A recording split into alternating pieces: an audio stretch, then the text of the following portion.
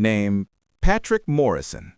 The teller hesitated, looking between Danny's badge and the federal agents across the lobby. Let me get Mr. Patterson. There's no time for that, Danny said, raising his voice loud enough for the federal agents to hear.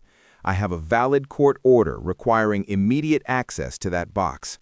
It was a lie, but it had the desired effect. Both agents turned toward the teller window, and Danny saw recognition flash across their faces. Sheriff Morrison? One of them called out, walking over with his hand resting casually on his jacket, where a shoulder holster would be. Agent Crawford sent us to assist with your investigation. Funny, Danny said. Crawford told me to stay away from this investigation. Plans change. We're here to make sure you get the evidence you need safely. Danny studied the man's face. Everything about his posture screamed threat, not assistance. In that case, you won't mind if I access the box first and review the contents before sharing them with federal authorities. Actually, we do mind. National security protocols require federal oversight of any evidence related to the Blackwater incident. The bank manager approached nervously, a thin man in his 50s who clearly wanted to be anywhere else. Gentlemen, perhaps we could resolve this upstairs in my office. No, Danny said firmly. I'm accessing that box now as part of an active homicide investigation. He handed the key to the teller. Box 247, Patrick Morrison. I'll need a witness present during the opening. The federal agent stepped closer. Sheriff, I don't think you understand the situation here. That box contains classified materials that were illegally obtained by a civilian contractor 50 years ago. We're here to secure those materials for national security purposes. What I understand, Danny said loudly enough for everyone in the bank to hear, is that you're trying to suppress evidence in a mass murder case, and you're doing it in front of witnesses. The bank lobby had gone quiet. Other customers were staring, and Danny could see the teller reaching for what was probably a panic button under her counter. The federal agent's partner moved to Danny's left side, positioning himself to block any exit route. Sheriff Morrison, I think you should come with us. We need to discuss this situation privately. Danny's hand moved toward his service weapon. The only place I'm going is downstairs to open that safety deposit box, and if you try to stop me, I'll arrest you for interfering with a criminal investigation. On what authority? On the authority of the 17 families who were lied to about how their loved ones died. On the authority of a 50-year cover-up that's still claiming victims. Danny looked directly at the bank manager. Mr. Patterson, are you going to let federal agents intimidate you into violating your customers' legal rights? Patterson looked between Danny and the federal agents, clearly terrified. I think I need to call our legal department. No time for that, the first federal agent said. He pulled out his phone and made a quick call. It's done. Secure the building. Danny heard the front door of the bank lock electronically. Through the windows, he could see more agents taking positions outside. Sheriff Morrison, the agent said, you're under federal detention for interfering with a national security operation.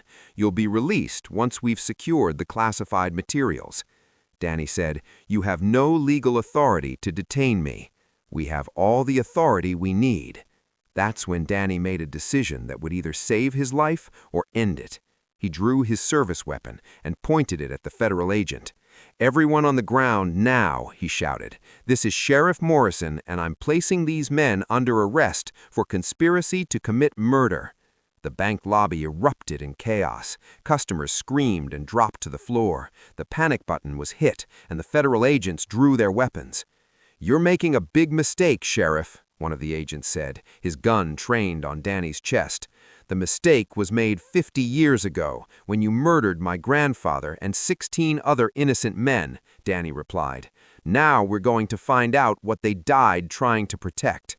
Danny backed toward the basement stairs, keeping his weapon aimed at the agents. Mr. Patterson, you're coming with me. We're going to open that box, and you're going to witness everything we find. Sheriff, I can't. You can and you will, because in about 5 minutes, this story is going to be all over the news, and you're going to want to be on the right side of history. Danny reached the basement stairs and started backing down them, Patterson reluctantly following behind them. He could hear the federal agents coordinating on their radios, probably calling for backup and tactical support. In the basement vault, surrounded by hundreds of safety deposit boxes, Danny finally understood why his grandfather had been willing to die rather than let this secret stay buried. Because Box 247 was about to prove that the Blackwater mine conspiracy wasn't just about uranium extraction and Cold War paranoia. It was about something much bigger, much more valuable, and much more dangerous than anyone had imagined. Danny inserted the key into Box 247 and turned it. The lock clicked open, and 50 years of secrets were about to see daylight for the first time since James Morrison had sealed them away. The safety deposit box was larger than Danny had expected, and heavier. Patterson helped him carry it to the examination table in the center of the vault, both men's hands shaking as they set it down. From upstairs, Danny could hear the federal agents coordinating their response, their voices echoing down the stairwell. They were probably sealing the building and calling for tactical backup, but Danny had maybe 10 minutes before they decided to storm the basement vault. "Mr. Patterson," Danny said, "I need you to document everything we find in this box. Take photos with your phone, make notes, whatever you can do. If something happens to me, this evidence needs to get to the media." Patterson nodded nervously and pulled out his phone. Danny lifted the lid of the safety deposit box and felt his breath catch in his throat. The box was filled with documents, photographs, and what appeared to be geological samples wrapped in cloth bags. But on top of everything was a letter addressed to "Whoever finds this" in his grandfather's handwriting. Danny unfolded the letter carefully and read aloud. "If you're reading this, it means I'm dead, and the people responsible for the Blackwater mine murders are still covering up their crimes. My name is James Patrick Morrison, and I was the lead foreman at Blackwater Mine when 17 good men were killed on April 23, 1962. What I'm about to tell you will sound impossible, but every word is documented in this box. The Blackwater mine wasn't just extracting uranium for nuclear weapons. We found something else down there, something that the government and private contractors have been killing people to hide for 50 years. We found rare earth elements in concentrations that shouldn't exist in nature. Elements that are essential for advanced electronics, satellite communications, and weapons systems that wouldn't be invented for decades. Someone knew those elements were there before we did." Danny looked up at Patterson, who was recording everything with his phone. "Keep going," Patterson whispered. Danny continued reading. "On April 20th, 1962, 3 days before the murders, government scientists arrived at the mine with equipment I'd never seen before. They took core samples from the deepest tunnels and confirmed what they already suspected. The Blackwater mine contained enough rare earth elements to supply the entire U.S. military for decades. But here's what they didn't expect. We miners had been talking to each other about the strange rocks we'd been finding. Some of us had taken samples home to show our families. A few had even taken samples to geology professors at the state university. When the government men realized we'd been collecting samples, they panicked. They couldn't let civilian scientists analyze elements that were supposed secret for national security reasons. So they decided to eliminate all witnesses." Danny felt sick as he continued reading. "They offered us relocation packages first, new identities, government jobs in other states, enough money to set up our families anywhere we wanted. Most of the men were tempted. It was more money than any of us had ever seen. But I knew something was wrong. If the government was willing to pay 17 families to disappear, whatever was in that mine was worth much more than they were telling us. So I started documenting everything. I hid core samples, photographed the mining equipment, copied geological surveys, and recorded conversations with the government scientists. Everything is in this box, along with proof that the methane explosion was actually a coordinated execution carried out by federal contractors." Danny's hands were shaking as he reached the final paragraph. If you're my family reading this, know that I love you and I'm sorry for the pain my death will cause. But these 17 men have families too, and they deserve to know the truth. The Blackwater mine contains enough rare earth elements to be worth over $10 billion in today's money. 17 good men died, so that money could be stolen by people who were supposed to protect American citizens, not murder them. Use this evidence to get justice. Use it to expose the conspiracy, and use it to make sure no other families have to suffer what ours has suffered. James Patrick Morrison, April 22, 1962. Danny set down the letter and started going through the other contents of the box. There were dozens of photographs showing the mining operation, geological surveys documenting the rare earth deposits, and audio recordings on old magnetic tape reels. But Crawford laughed. What media? You're alone down here, Sheriff. No witnesses, no backup, no evidence that's going to survive the next 5 minutes. That's when Danny heard something that changed everything. Sirens. Multiple vehicles getting closer. Crawford's confidence flickered. What did you do? Danny smiled. I called the state police before I came in, told them I was investigating federal agents who were interfering with a homicide investigation, gave them the address, and told them if they didn't hear from me in 30 minutes, they should assume I was in federal custody. It was a lie, but Crawford didn't know that.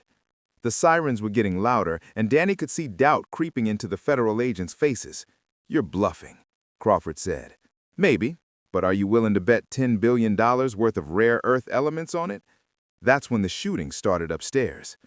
The gunfire upstairs was brief but intense. Automatic weapons, handguns, and what sounded like shotgun blasts echoing through the bank's main floor.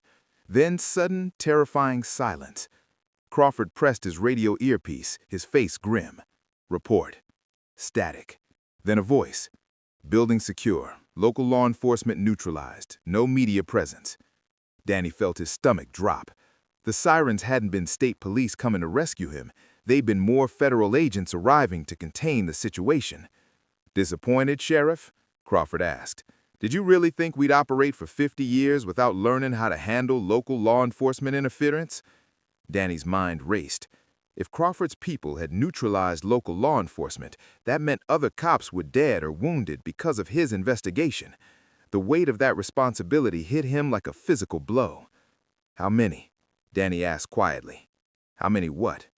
How many cops did you kill? Crawford shrugged. Doesn't matter? They were casualties in a national security operation, just like you're about to be. Danny looked at Patterson, who had gone pale and was backing toward the far wall of the vault. The bank manager clearly understood that he was about to become another casualty in a conspiracy that had been claiming victims for half a century. Mr. Patterson, Danny said, I'm sorry you got involved in this. So am I, Crawford said. But witnesses are liabilities, and we don't leave liabilities behind. That's when Danny noticed something Crawford hadn't seen. Patterson's phone was still recording. The upload might have failed, but the local recording was still intact and capturing everything Crawford had just said about killing law enforcement officers. Danny needed to buy time and get more evidence on that recording. Crawford, before you kill us, satisfy my curiosity about something. How long has this operation been running? Just since 1962.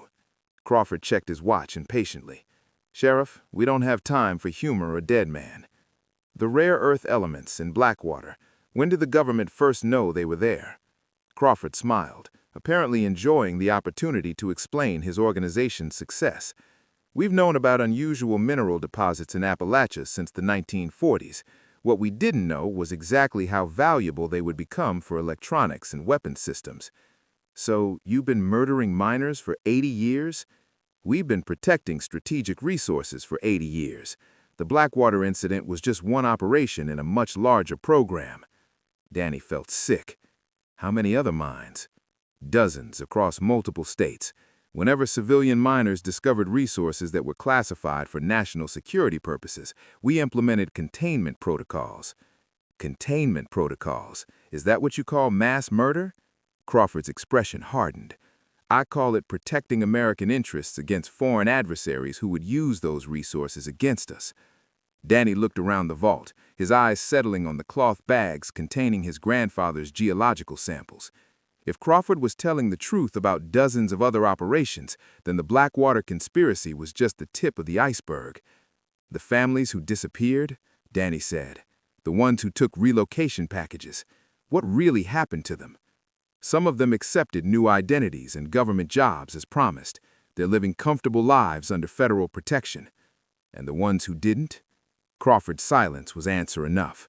Danny's radio crackled unexpectedly. "Sheriff Morrison, this is Deputy Williams. I'm at the Blackwater mine site investigating reports of suspicious activity. I found something you need to see immediately." Crawford grabbed for Danny's radio, but Danny was faster. He keyed the mic before Crawford could stop him. "Williams, whatever you found, document it and get it to the state police immediately. Federal agents are trying to cover up a mass murder from 1962. "Sheriff, what are you talking about? I'm looking at fresh excavation equipment here. Someone's been digging into the sealed mine entrance." Crawford went white. "That's impossible. The site is under surveillance." But Danny understood what was happening. "Williams, how fresh is the excavation?" "Looks like it happened within the last few hours." "Sheriff, there's something else. I found an elderly man hiding in the woods near the mine. Says his name is Carl Hutchkins and he needs to talk to you immediately." Crawford's tactical team exchanged glances. Their surveillance hadn't been as complete as they had thought. "Williams," Danny said, quickly before Crawford could stop him.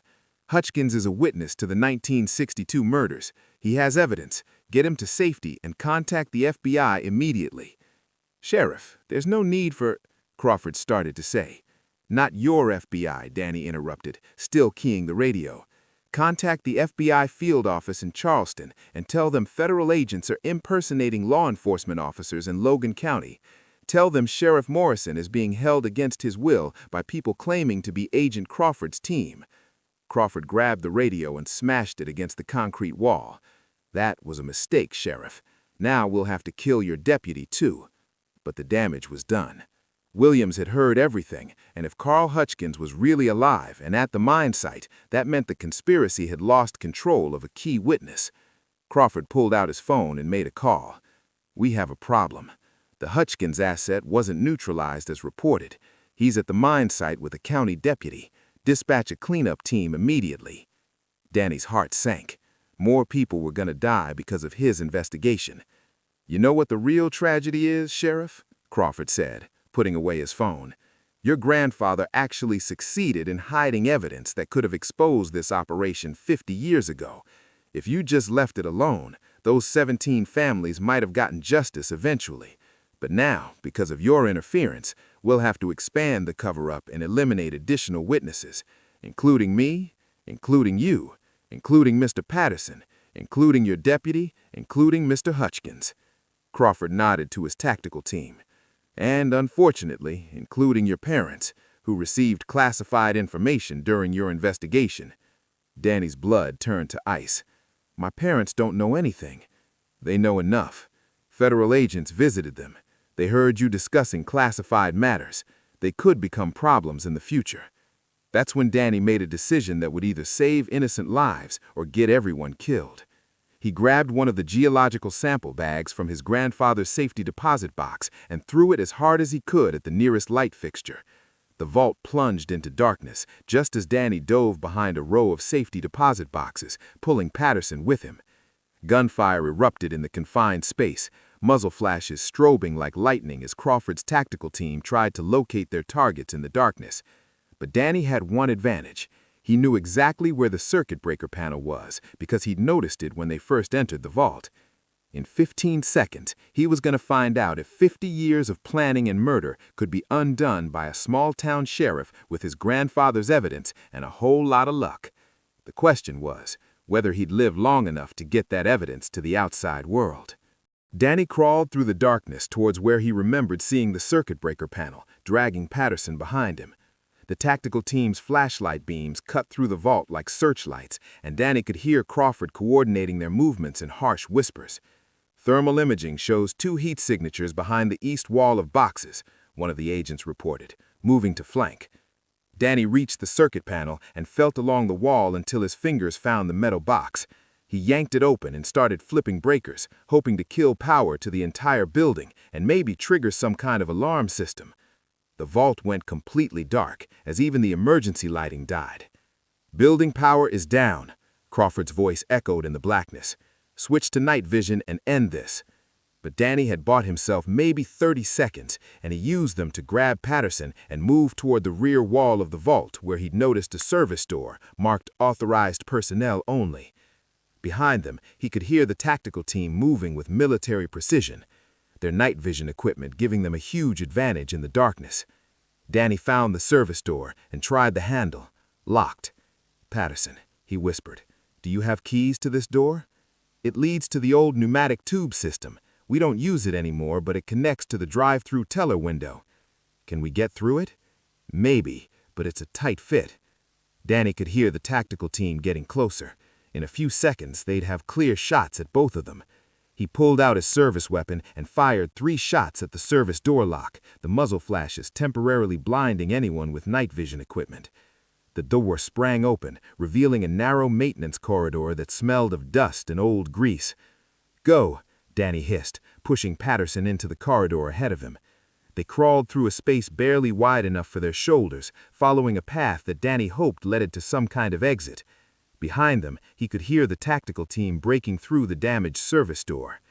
"They're in the pneumatic tube system," Crawford's voice echoed through the narrow corridor. "Seal all exits and flood the tubes with gas."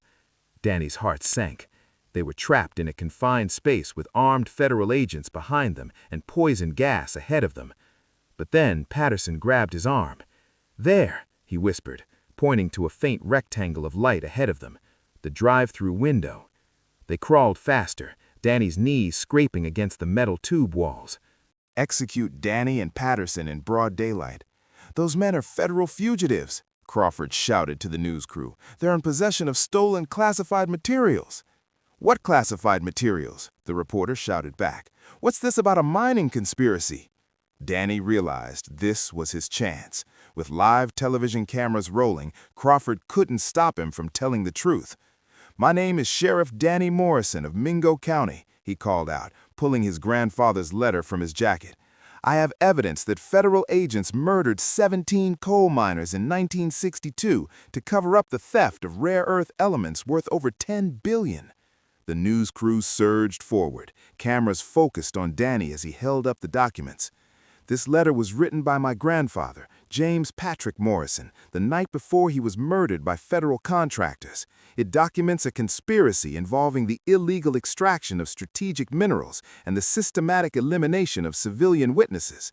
Crawford was shouting into his radio, probably calling for backup or air support, but it was too late. The story was already going live on television.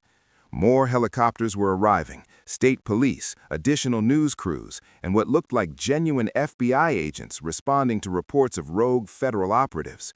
Danny's phone, which he'd somehow managed to keep during the escape from the bank vault, suddenly rang. The caller ID showed Deputy Williams. "Sheriff, are you all right? I'm watching you on the news right now."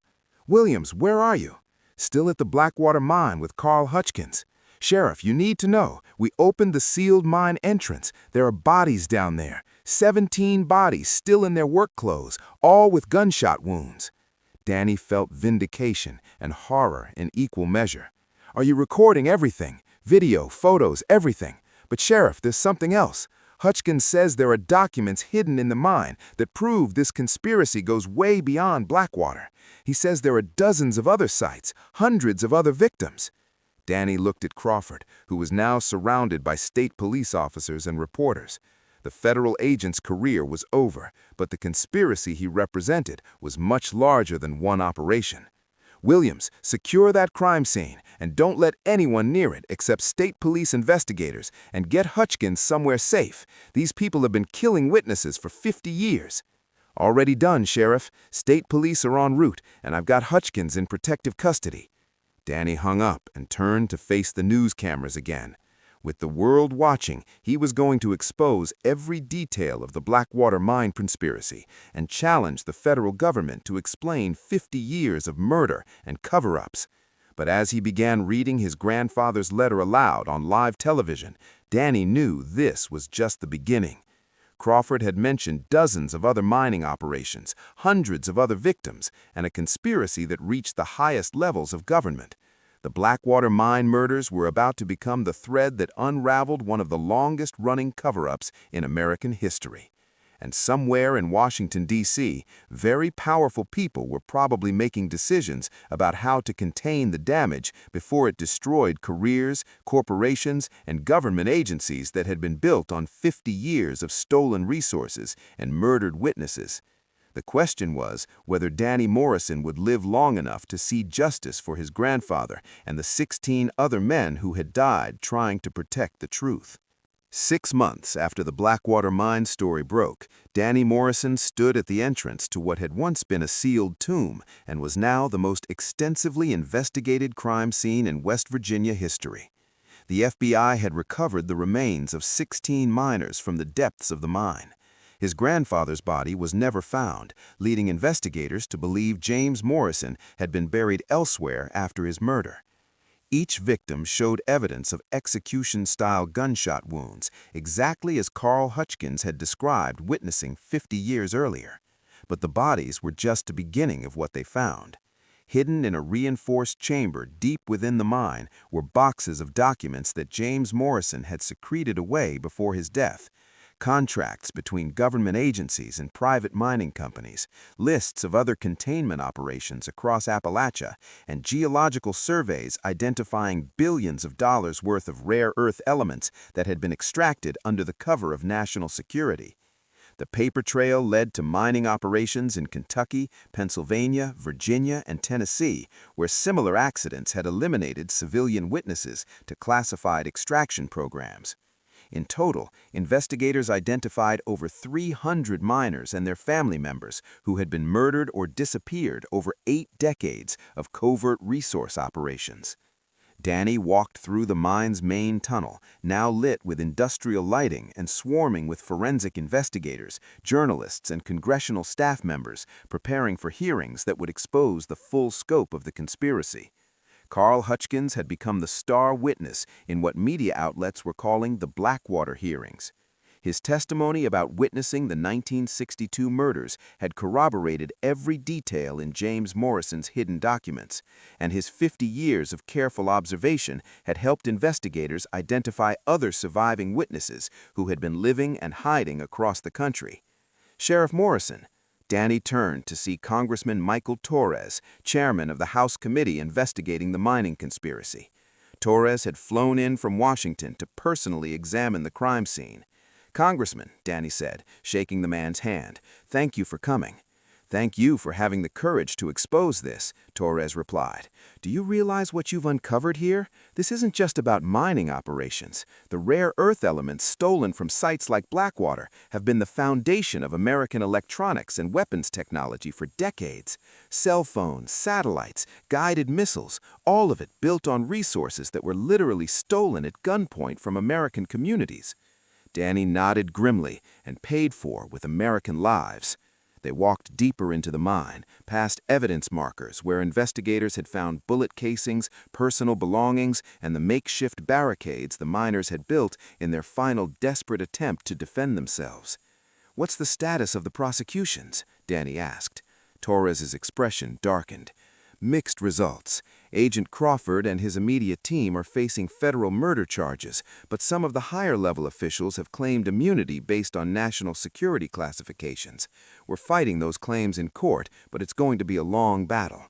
And the mining companies? That's where we're having more success. Cumberland Coal Company, which is now part of a major international corporation, is facing wrongful death lawsuits from the families of all 17 Blackwater victims. The rare earth elements extracted from this site alone are worth an estimated $12 billion in today's market. The families are going to be compensated, finally." Danny stopped at the spot where investigators believed his grandfather had made his final stand. Someone had left flowers there, fresh daisies that looked like they'd been placed recently. "The other mining sites," Danny said. "How many families are we talking about?" "Over 800 confirmed victims across 6 states, Torres said, and we're still identifying more as witnesses come forward. Some of these people have been living under assumed identities for 30 or 40 years, too terrified to contact their original families.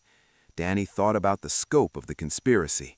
Decades of systematic murder, entire communities destroyed, families torn apart, all to steal natural resources that belonged to the American people. Congressman, what guarantees do we have that this won't happen again? Torres pulled out a thick folder from his briefcase. This is legislation we're introducing next month, the James Morrison Transparency Act. It will require congressional oversight of all federal resource extraction operations, mandate public disclosure of geological surveys on federal lands, and establish protection programs for civilian witnesses to government operations. Named after my grandfather. Named after all of them, Torres said. James Morrison, Carl Hutchins, and every person who had the courage to preserve evidence and tell the truth despite threats to their lives. They emerged from the mine into the afternoon sunlight, where Danny could see tourists and journalists still gathering to document the site where one of America's longest-running conspiracies had finally been exposed. His phone buzzed with a text message from his father. Watching the congressional hearings on C-SPAN, your grandfather would be proud. Danny smiled. His parents had returned from Charleston after Crawford's arrest, and the Federal Protection Program had relocated them to a secure location while the investigation continued. But the daily threats and surveillance were over.